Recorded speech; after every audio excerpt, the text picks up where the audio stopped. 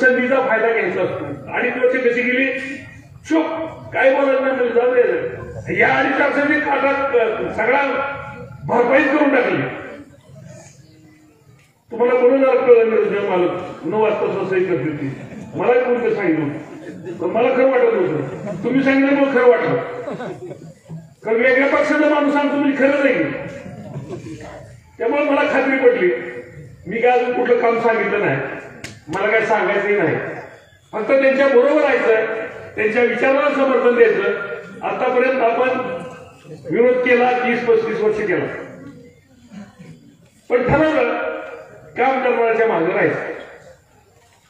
आणि हा निर्णय घेतला, प्रत्येक गावात तुम्ही जा, की जी वर्ण हवा सोडते ना केसट मध्ये, हे असं आहे, वाय काय मशाल पिटलीन हिजनान काय करीना, गाव वाईज तुम्हाला सांगतो, गाव वाईज या गावात सांगतो, 1-2 उचकी माणसं सोडली तर सगळे तुम्ही एकत्र आहे. तुम्ही सगळे एकत्र आहे म्हणजे बऱ्याच लोकांना वाईट वाटतंय.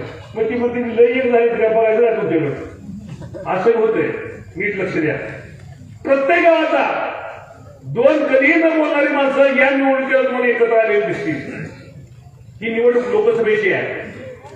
आणि हा माणूस फार शिकलेला नाही म्हणले, दुष्काळी गेला टांग करतो मेसेज, विम्याचं कळ आलं टांग करतं, म्हणून मोबाईल कानापाशी कवा मेसेज सांगता येत नाही. आणि मग मला तर सांगितले आलो मजा झाला म्हणजे सोयाबीनला, कशाचा आलो मजा ऐकलंय का तुम्ही कधी?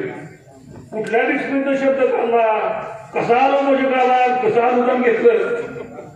लोकांसाठी केलेली फसवणूक आहे ती, आपल्या फायद्यासाठी लोकांची केलेली फसवणूक आहे. ते आलो म्हणजे बी आला.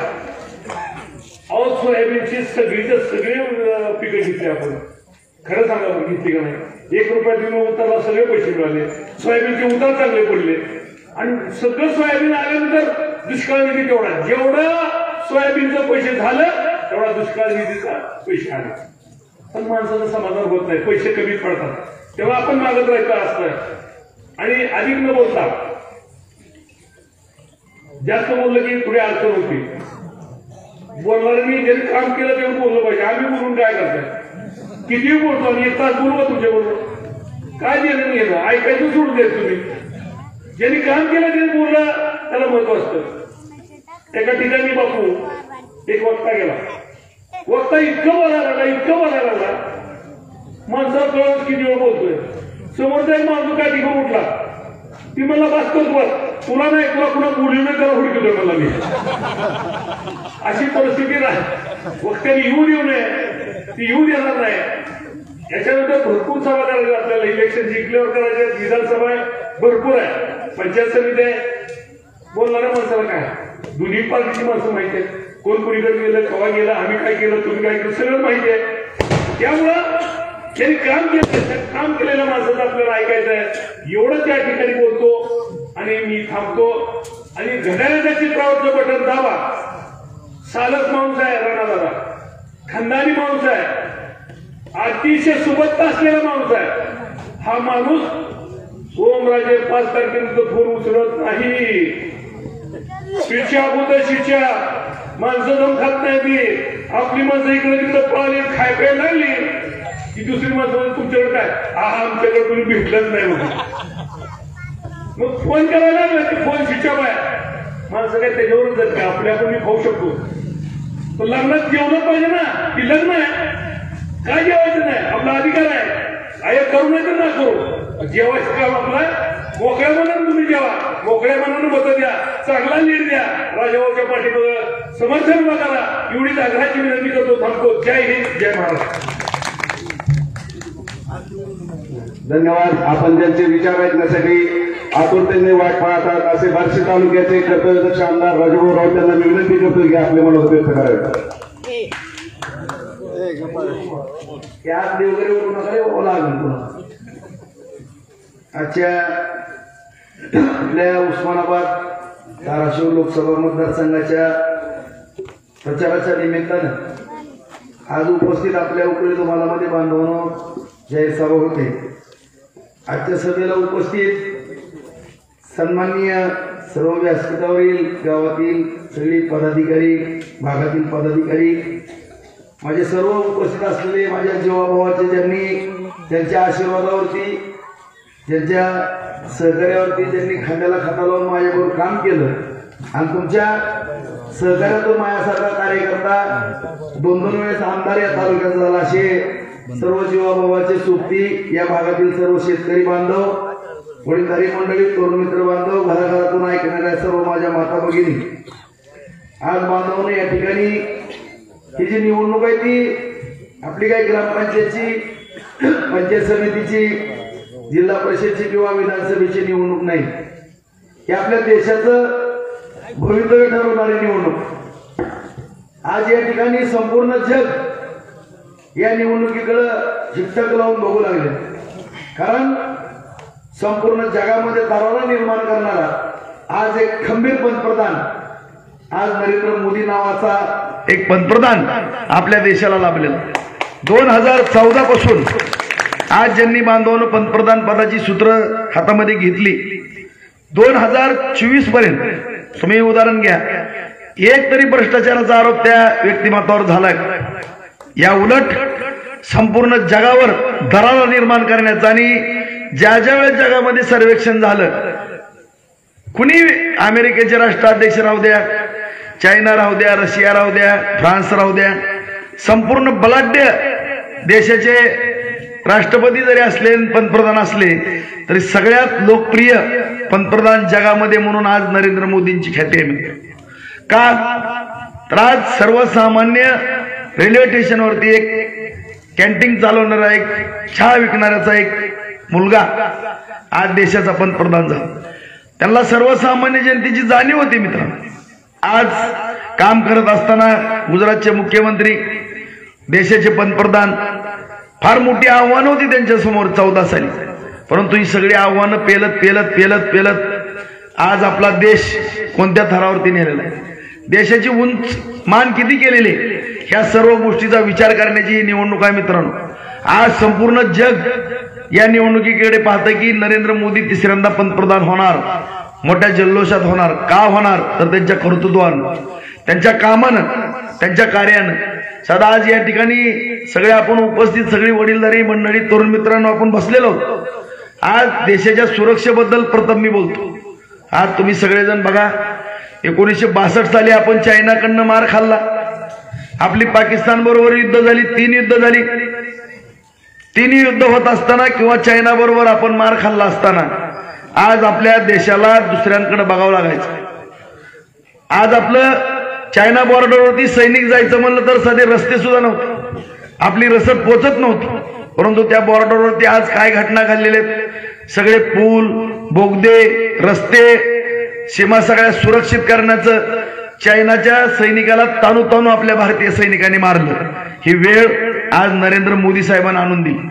आज पाकिस्तानला सातत्यानं आपला एखादा, या गावात पण सैनिक बांधव असतील, मिलिटरी मॅन असतील, माझे सर्व सीमेवरती आपलं रक्षण करणारे बांधव असतील, त्यांच्या जीवावरती आज आपण या ठिकाणी शांतपणानं झोपतो किंवा आज आपलं ताटमानेनं जीवन जगतो. मित्रांनो, परंतु त्या सैनिकाला सुद्धा किती त्रास होत होता बॉर्डरवरती, काश्मीरमध्ये आपण सगळ्यांनी पाहिलेला आहे.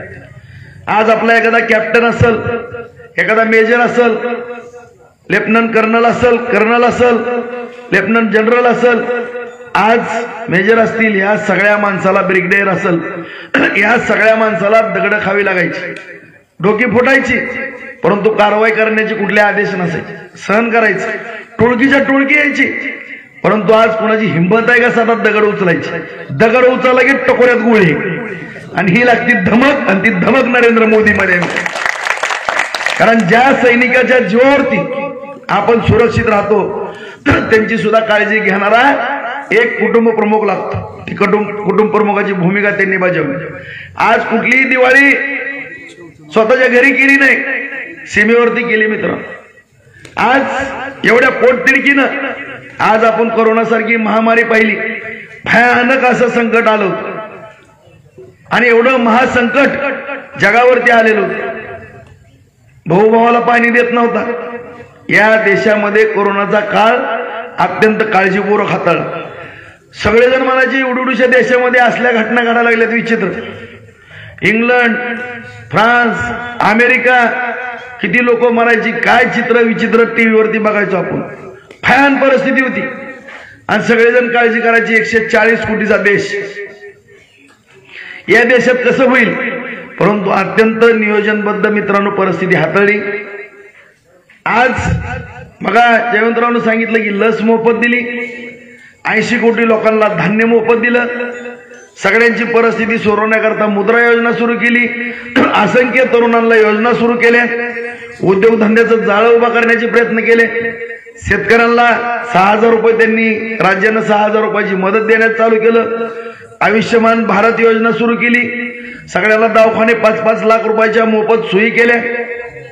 आज उज्ज्वला गॅसचा विषय असेल मित्रांनो, तर आता पवार साहेबासारखी व्यक्तिमत्व वडीलधारी आहेत. अजिबात माझ्या जीवनामध्ये मी कुठल्या मोठ्या नेत्यांबद्दल कधी बोलत नाही मित्र, पण मला इतकं वाईट वाटलं आज की ती माझ्या वडील समान आहेत. परंतु त्यांनी एक मोबाईलवरती 2014चा व्हिडिओ दाखवला की गॅसच्या किमती वाढल्या म्हणून मोदी साहेबांचं भाषण दाखवलं. परंतु 2014ला आपल्या जमिनीची किंमत किती होती, आपल्या एखाद्या वस्तूची किंमत किती होती, आणि 10 वर्षांनी दुप्पट चौपट त्याची किंमत होणारच आहे. आज प्रत्येक गोष्टीची पगार वाढणार आहे, धान्याचा भाव वाढणार आहे, जमिनीचा भाव वाढणार आहे, मोटरसायकलचा भाव वाढणार आहे, 4 व्हीलरचा वाढणार आहे, 2 व्हीलरचा वाढणार आहे, गॅसचा वाढणार आहे, एखाद्या कोलगेटचा वाढणार आहे, ब्रशचा वाढणार आहे, मिस्त्रीचा वाढणार आहे, सगळ्याचाच वाढणार आहे. आणि आज संपूर्ण देशभर आज आपण पाहतोय बांधवांनो, ही जी विचित्र परिस्थिती निर्माण व्हायला लागली, कशामुळे व्हायला लागली. कधी अतिवृष्टी, कधी गारपीट. मला वाटत नाही की आपल्या जुन्या जाणत्या माणसाने असले विचित्र दिवस बघितले असतील. काय कारण काय. आज निसर्गाचा समतोल बिघडलाय. का बिघडलाय. आज झाड तोड मोठ्या प्रमाणामध्ये झाली होती. आज युरोप खंडामध्ये एवढी मोठी झाड आहेत. साधं उदाहरण घ्या, कारण त्या ठिकाणी गॅस 50 वर्षापूर्वी त्या ठिकाणी गॅस, आणि आपल्याला ह्या 10 वर्षामध्ये प्रत्येक घराघरामध्ये गॅस दिली. काही योजना लागू केल्या, ते गॅस दिले, आणि गॅस मोठ्या प्रमाणामध्ये घराघरामध्ये स्वयंपाकाचे गॅस झाल्यामुळे बांधवांनो, पहिलं लाकूड तोड किती मोठ्या प्रमाणामध्ये चालायची, प्रत्येक जण चुलीवरती स्वयंपाक करायचा. आज बांधावरची झाडं तोडून घेऊन जा म्हणलं, फुकट घेऊन जा म्हणलं तर कोणी घेत नाही. जाते का. आज त्याच्यामुळं वृक्ष लागवड मोठ्या प्रमाणामध्ये झाली, आपल्या बांधावरची झाडं सुरक्षित राहिली. त्याच्यामुळं कुठंतरी भविष्य काळामध्ये झाडं वाढल्यामुळं आज निसर्गाचा समतोल राहणार आहे. नाहीतर ही जर परिस्थिती राहिली, अतिवृष्टी, सततचा पाऊस, दुष्काळ, आपण जगायचं कसं. आणि या अशा असंख्य योजना आज माननीय पंतप्रधान नरेंद्र मोदी साहेबांच्या माध्यमातून आपल्याला मिळाल्या. प्रत्येक गोष्टीचा विचार केला जातो. आज प्रत्येक गोष्टीला या ठिकाणी तुम्ही सातत्यानं बघा. बापूंनी सांगितलं की सततचा पाऊस ह्याचा GR ज्या पद्धतीनं आदरणीय नाना निंबाळकरांनी रोजगार हमीचा कायदा वैरागच्या गोडवानं ताब्यात घेत असताना हुतात्मा झाले आपले 8 जण, आणि बार्शीनं वैरागनं हा कायदा लागू केला, महाराष्ट्रानं कायदा लागू केला, केंद्रानं स्वीकारला गेला. त्या ठिकाणी मित्रांनो आणला दुष्काळ, अतिवृष्टी, सततचा पाऊस, पीक विमा, येलो मोजॅक, आणि आत्ताचा दुष्काळ. फक्त 62 कोटी रुपये यायचे राहिलेत, ते पण शेतकऱ्याच्या खात्यावरती पडते. अशा रीतीनं माननीय नरेंद्र मोदी साहेबांचं धोरण, त्यांनी 6,000, राज्यानं 6,000, 12,000 रुपये आपल्या शेतकऱ्याला दरवर्षी. कुठल्या तरी एखाद्या अल्पभूधारक शेतकऱ्याची त्या ठिकाणी पेरणी होती मित्रांनो. आज आपण कृषी खात्याच्या माध्यमातून बियाणं देतो, ट्रॅक्टर देतो, अवजारे देतो. ऑनलाईन पद्धतीने त्या ठिकाणी सिस्टीम केली, कोणाचा वशिला लावायची काय गरज नाही. सगळ्या स्तरावरती आपण शेतकरी बांधवाला मदत करतो. आज जिल्हा मध्यवर्ती बँकेच्या माध्यमातून सुद्धा तुम्ही माहिती घ्या, या वर्षीची 1900 कोटी रुपये या जिल्ह्यामध्ये शेतकऱ्यांना वाटप केलं, कर्ज वाटप. नाहीतर पहिलं सगळं मोठमोठ्या उद्योगपतींना पैसे जायचे. परंतु या ठिकाणी सोलापूर जिल्हा मध्यवर्ती बँकेवरती माझ्या विनंतीवरनं फडणवीस साहेबांनी प्रशासकाची नियुक्ती केली, आणि त्या प्रशासकाच्या माध्यमातून बार्शीच नाही, संपूर्ण सोलापूर जिल्ह्यातल्या शेतकऱ्यांना 1900 कोटी रुपयाचं शेतीचं कर्ज वाटप केलं. कुठल्याही शेतकऱ्याला आपण लढून देत नाही, संपूर्ण शेतकऱ्याचा विचार करून आपण या ठिकाणी काम करतो. कारण शेती टिकली, शेतकरी टिकला तर देश टिकला. जय जवान जय किसान ही पहिल्यापासूनची घोषणा आहे मित्र. त्यामुळे आज या ठिकाणी आपण ग्रामीण भागामध्ये काम करत असताना सातत्यानं आपल्या शेतीला पाणी मिळालं पाहिजे, शेतकऱ्याचं हित जोपासलं पाहिजे, या दृष्टिकोनातून प्रयत्न करतोय मित्रांनो. आज तुम्ही बघा, माहिती घ्या, तुम्हाला पण माहिती आहे, तुम्ही युट्यूबच्या माध्यमातून, मीडियाच्या माध्यमातून, पत्रकार परिषदेच्या माध्यमातून किंवा पावणेरोळ्याच्या माध्यमातून तुम्ही पश्चिम बार्शीचा भाग बघा. आज 12,550 हेक्टर क्षेत्र, 700 कोटी रुपये, पहिलं 5 कोटी 10 कोटी मिळायचे बजेटमध्ये. 2च मंत्री होते मोदी साहेबांच्या मार्गदर्शनाखाली, एकनाथ शिंदे साहेब आणि फडणवीस साहेब. तेवढ्या ह्याच्यात मी मंजुरी घेतली 700 कोटीची, 700 कोटीवर सही घेतली. ते जलसंपदा खातं यांच्याकडेच होतं. मंजुरी घेतली, निविदा काढल्या 350 कोटीच्या. सगळं काम चालू आहे, जाऊन बघा. दुसरा टप्पा, सगळी काम बघा, 70% काम पूर्ण झालेलं आहे. 60 पोकल्यान तिथं आत्ता चालू आहेत, 60 पोकल्यान युद्ध पातळीवरती काम चालू आहे उपसा सिंचन योजनेचं. लय झाले, 1 वर्षाच्या आत पूर्ण होईल. 12,550 हेक्टर क्षेत्र भिजणार आहे मित्र. ते पाणी पाईपलाईनद्वारे देतो आपण. त्याच्यातनं काय पाण्याची बचत झाली म्हणून मी 3रा टप्पा त्या ठिकाणी सर्वे करून तयार केला. तावडीच्या तळ्यामध्ये डिसेंबर जानेवारी पर्यंत पाणी पडते. ते पाणी पडल्यानंतर खामगावच्या टिंबीच्या माळावरती नेतोय. त्या माळावरनं आणखीन काय गावाला पाणी देतोय, ढाळे पिंपळगावच्या धरणात टाकतोय, भोगावती नदीत पाणी टाकतोय.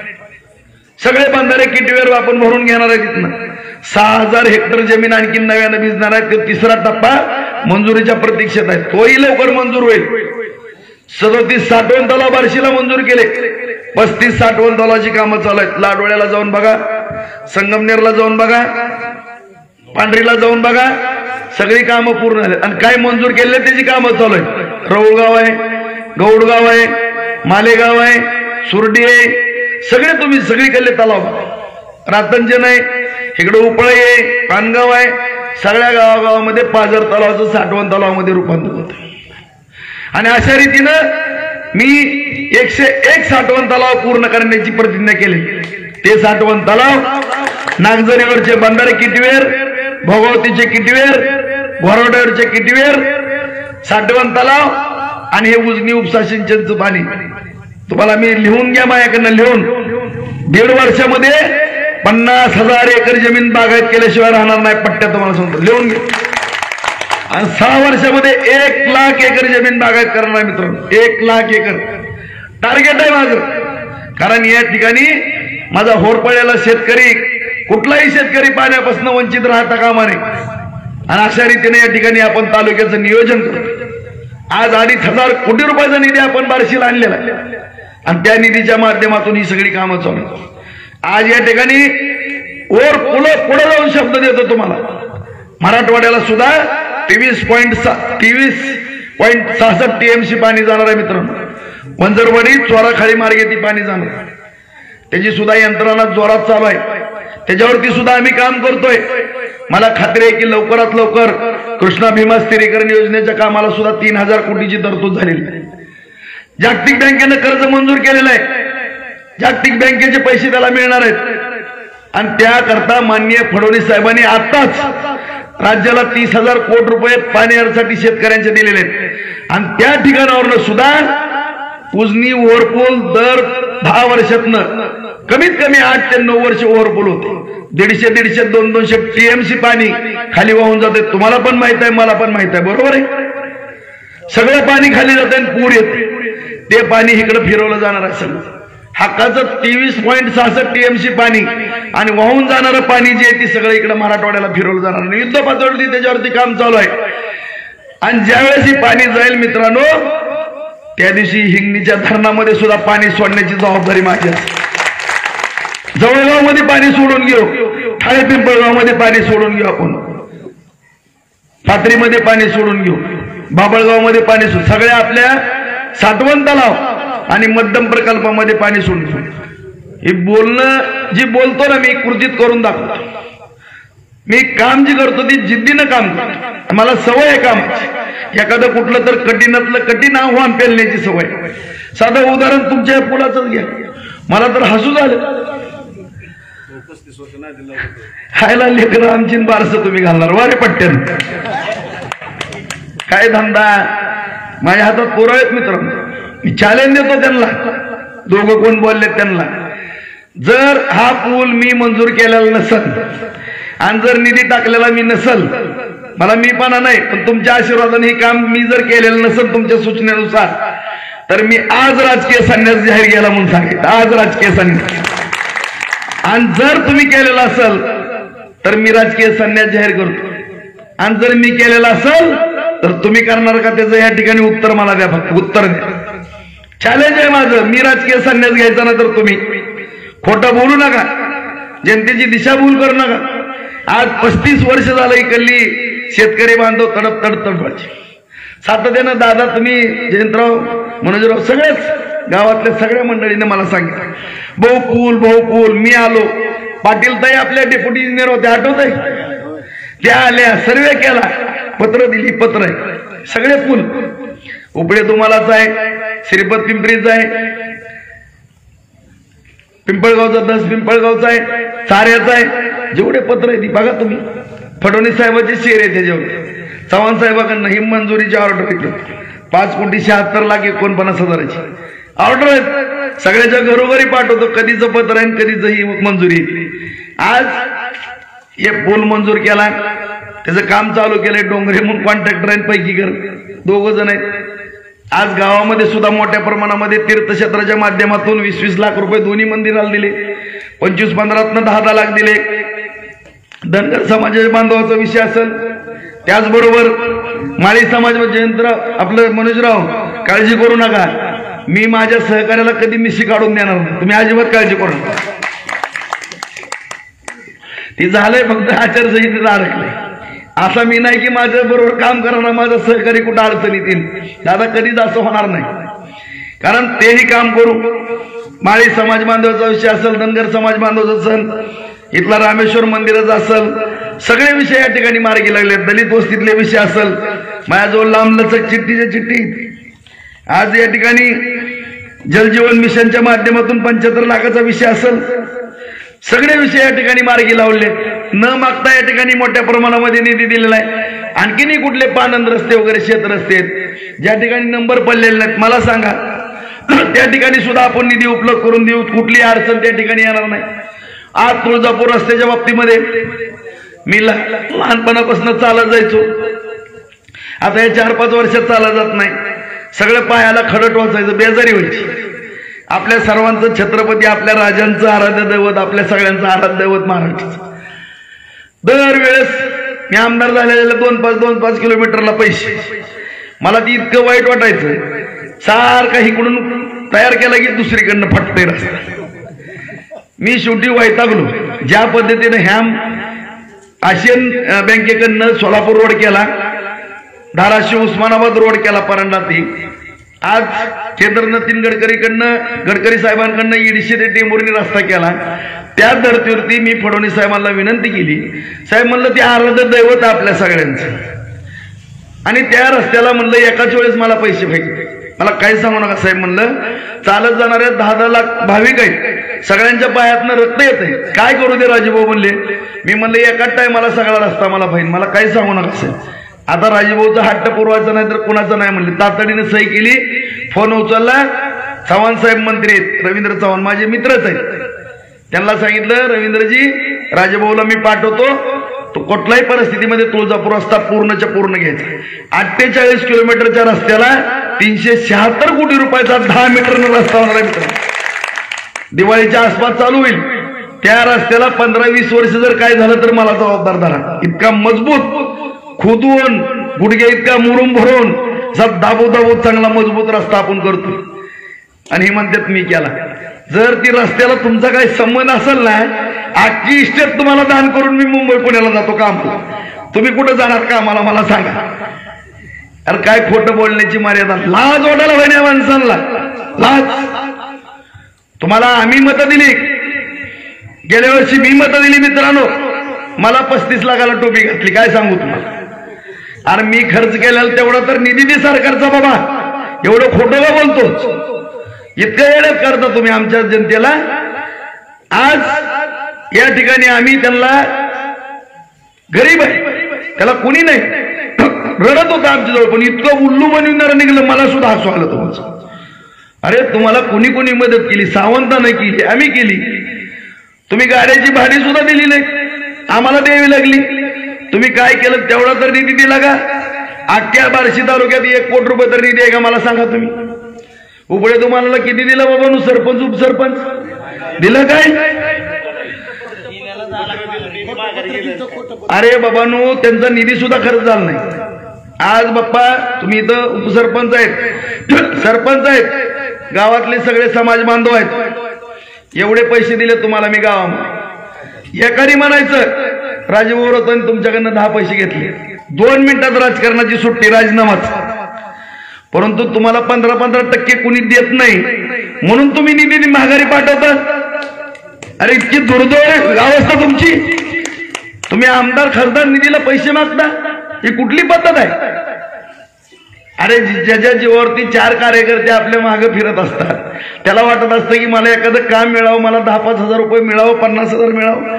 त्या कार्यकर्त्याकडनं सुद्धा तुम्ही 5-50 हजाराची अपेक्षा करता. काय तुमची, काय अवकात आहे तुमची? आणि इथनं वर टाळा टाळा टाळा बोलायचं का? दुसरी गपची बसतात म्हणून का आम्हाला बोलता येत नाही? तुम्ही सांगायचं टामी दिली, कुठं जॅकच उचललाय, हे काम आहे?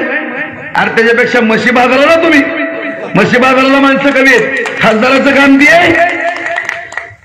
अरे तुमची कामं काय आहेत? मोठमोठे प्रोजेक्ट आणायचे, पूल आणायची, दळणवळणाची साधनं निर्माण करायची, MIDC आणायची, कारखानदारी उभा करायची, तरुणाच्या हाताला काम द्यायचं, बँकेतनं फायनान्स उपलब्ध करून द्यायचं. ही कामं तुमची आमदार खासदाराची असतात.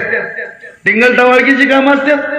काय तरुण पोराला भुलवायचं, रेकॉर्डिंग करायचं, सांगायचं मी अमुक केलं. अरे रोज 300 ते 500 फोन करतो आम्ही. माझ्या बांधवांनो, मला तुम्ही सांगा, मी सुपारी पण खात नाही, मावा पण खात नाही, पान खात नाही. माझी वाचा गेली होती, 90% आवाज गेला. कशाने गेलता? इतकं बडबड करून, इतकी कामं करून, फोन सारखा प्रत्येक आला की फोन उचलतो, फोनवर कामं करून देतो. ते वरडून डॉक्टर म्हणले कमी बोला. नशीब तुमचा आशीर्वाद होता म्हणून माझं ऑपरेशन झालं नाही. पुण्य भगवंताची, संतनाथाची, रामेश्वराची मी माझं नरड वाचलं. इतके फोन करतो आणि कुठं तर रेकॉर्डिंग करायची की नौटंकी करायची. अरे आम्ही आमचे फोन केल्यावर पिक्चर निघते रोज एक. एवढं काम